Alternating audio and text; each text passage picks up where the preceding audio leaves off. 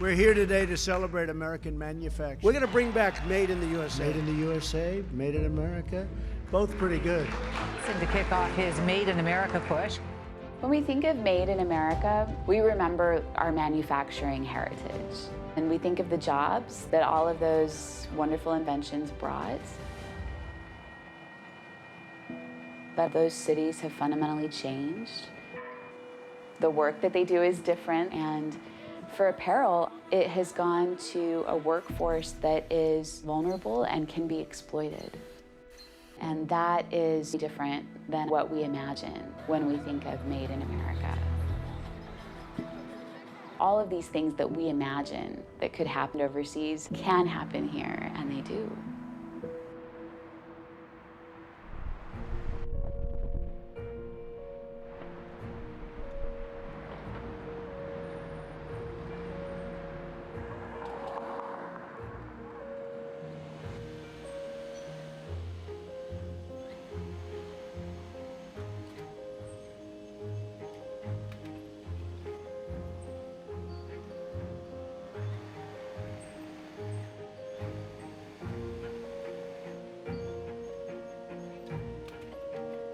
You walk into a factory in LA today, you're going to see men and women hunched over and pushing the clothing under the needle. Any woman that I look at, she's definitely doing this for her family. She is providing income that they need. They're mostly from Latin America and Mexico, and there are some Asian populations. They face a lot of challenges here. I'm likely to see someone who's not getting minimum wage, and they're going to be paid in cash to avoid tax obligations for the owner. And it's a very vulnerable type of environment.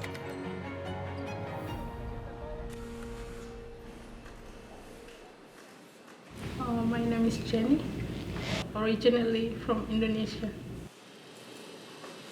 I love this work. My mom is tailor, my father is tailor, my grandfather is tailor, so I grew up with the machine. I left one kid in my country. I left him in 2 weeks to survive because I don't have partner, so I have to rising this one. I'm sorry. Yeah. He will know me because I never see him before. I'm sorry.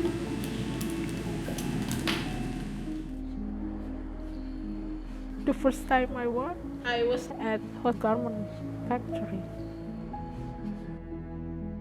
The factory, they don't have lamp, they don't have tissue in the bathroom, nothing. Just doing worker how fast you can. Every week she pay me 125. I don't know my rights. I don't know nothing. I remember when I first started doing this in the 90s, and I was being trained, and we were going into several factories a day in LA. We would walk in, and I watched my colleague walk down the aisle of sewing machines and touch the empty machines to see if they were warm, so she would know if people had left when we walked in. And I think that really opened my eyes to the idea that whatever you see, there could be so much more. The factory, they are paying me different price with the other workers because I cannot communication with the other workers. So the lady was cheating on me a long time. I feel sad and angry, but in the same time, I can do nothing. I don't have any power. Made in US, made in LA, there's a very dangerous assumption that it's made ethically, it's made legally. It's hard for people to conceive that literally right down the street, people are working in sweatshop conditions, but we really need to highlight that problem and we need to clean this up.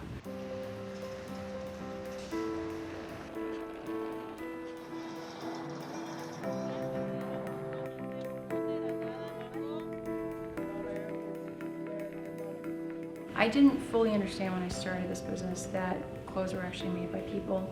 I really kind of thought there was an automated aspect to it. When I buy a tank top in the store, most people don't stop and think, oh, there's actually a person behind this. I've been in the business about 10 years now, all in Los Angeles. So I've seen some developments with fast fashion. When it starts with the customer, it's part of a whole big system where people are not making a ton of cash themselves, but they are programmed in our consumer society to want. And they can have it at H&M or at Zara for, under 20 bucks. There's pressures. There is extreme price pressures on the industry thanks to the influx of cheap goods on the market, effectively, and cute cheap goods. They're not quality, perhaps, but that's what a lot of girls just want to wear it that once or twice, and it was already on my Instagram, so I can't wear it again, There is a cost to that. If you're, consistently paying near nothing for your clothes, you need to stop and think, is somebody getting abused or taken advantage for my price point to be so low?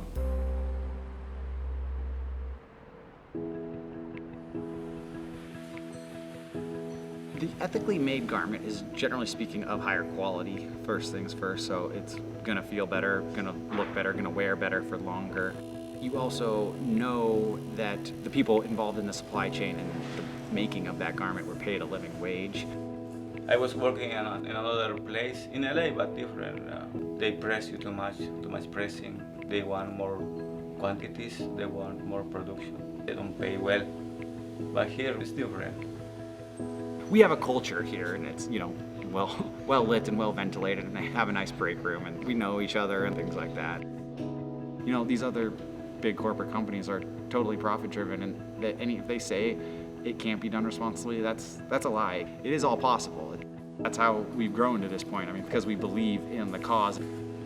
It's not only work, or it's not only give me production, give me more of this. No, it's people can feel comfortable to work, and if they are comfortable, they're happy.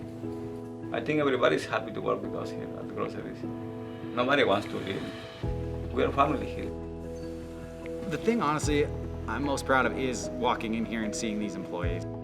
It really is the human impact that I am most proud of.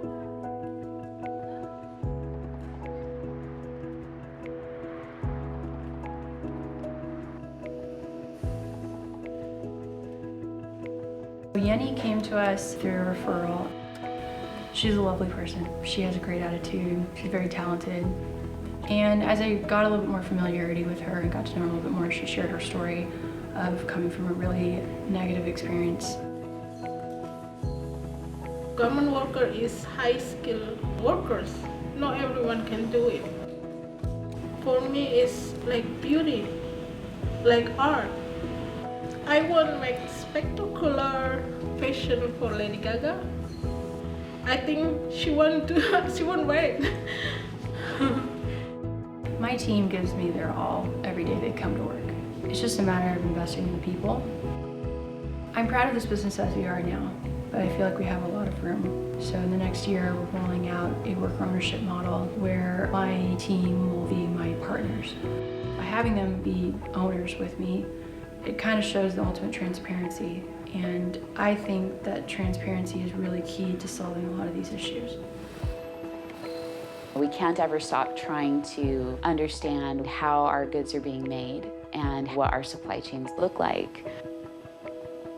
A lot of fashion customers, they don't want to know a story. They don't want to know process, production, and everything. Oh, I don't care about that. I want the cheap clothing. But I was a victim until this place. I'm a survivor right now.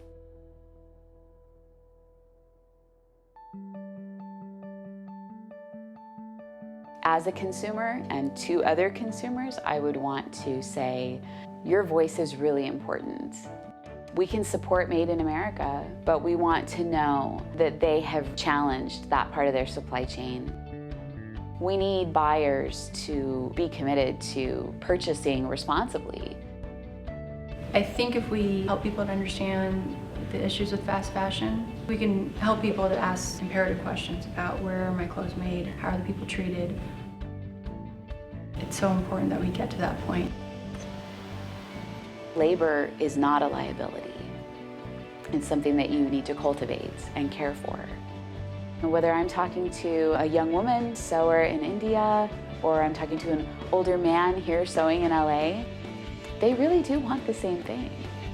They want to be able to work with dignity.